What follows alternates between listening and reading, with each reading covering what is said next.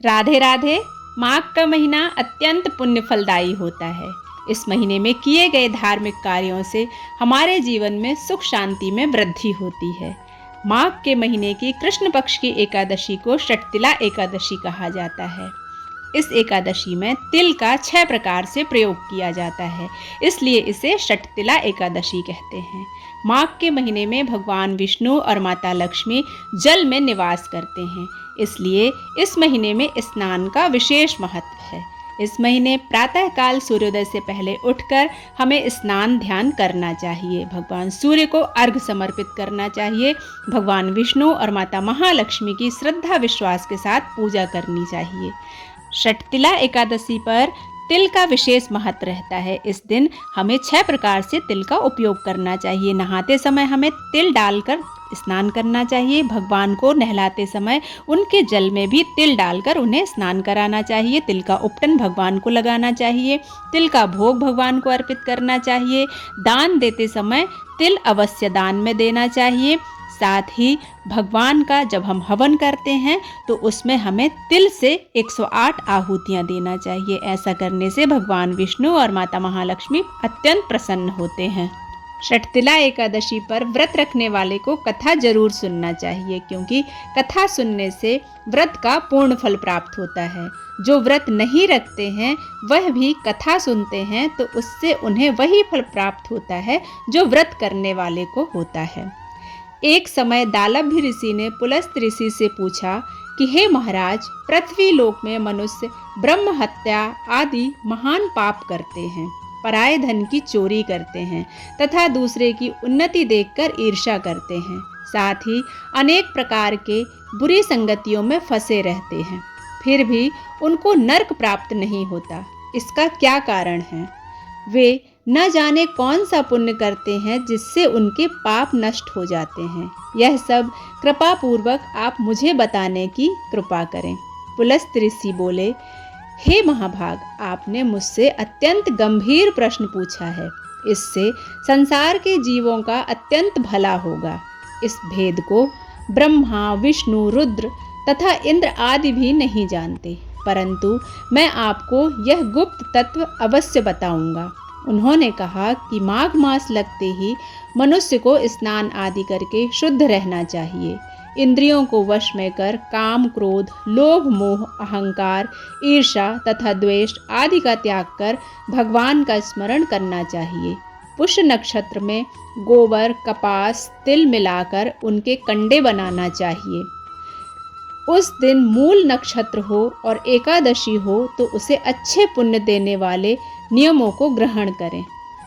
स्नान आदि नित्य क्रिया से निवृत्त होकर सब देवताओं के देव श्री भगवान का पूजन करें और एकादशी का व्रत धारण करें। रात्रि को जागरण करना चाहिए। उसके दूसरे दिन धूप, दीप, नैवेद्य आदि से भगवान का पूजन करके खिचड़ी का भोग लगाएं। तत्पश्चात पेठा, नारियल, सीताफल या सुपारी का अर्घ देकर स्तुति करना चाहिए। हे भगवान, शरणागत वत्सल, मैं आपकी शरण में आई हूँ। आप मेरे द्वारा किए गए इस पूजन, प्रार्थना और इस तुच्छ अर्घ को लक्ष्मी जी के सहित स्वीकार करें। इसके पश्चात जल से भरा हुआ कुंभ ब्राह्मण को दान करें तथा ब्राह्मण को श्यामा गौ और तिल पात्र भी देना उत्तम है। तिल स्नान और भोजन दोनों ही श्रेष्ठ हैं। इस प्रकार जो मनुष्य जितने तिलों का दान करता है उतने ही 1000 वर्ष स्वर्ग में वास करता है। एक समय नारद जी ने भगवान श्री हरि विष्णु से यही प्रश्न किया था और भगवान ने जो षटतिला एकादशी का महात्म नारद जी से कहा था सो मैं तुमसे कहता हूँ। भगवान ने नारद जी से कहा कि हे नारद, मैं तुमसे सत्य घटना कहता हूँ, ध्यान पूर्वक सुनो। प्राचीन काल में मृत्यु लोक में एक ब्राह्मणी रहती थी। वह सदैव व्रत किया करती थी। एक समय वह 1 मास तक व्रत करती रही। इससे उसका शरीर अत्यंत दुर्बल हो गया। यद्यपि वह अत्यंत बुद्धिमान थी, तथापि उसने कभी देवताओं या ब्राह्मणों के निमित्त अन्न या धन का दान नहीं किया था।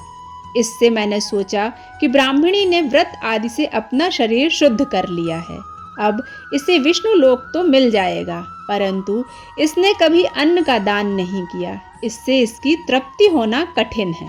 भगवान ने आगे कहा, ऐसा सोचकर मैं भिखारी के वेश में मृत्युलोक में उस ब्राह्मणी के पास गया और उससे भिक्षा मांगी।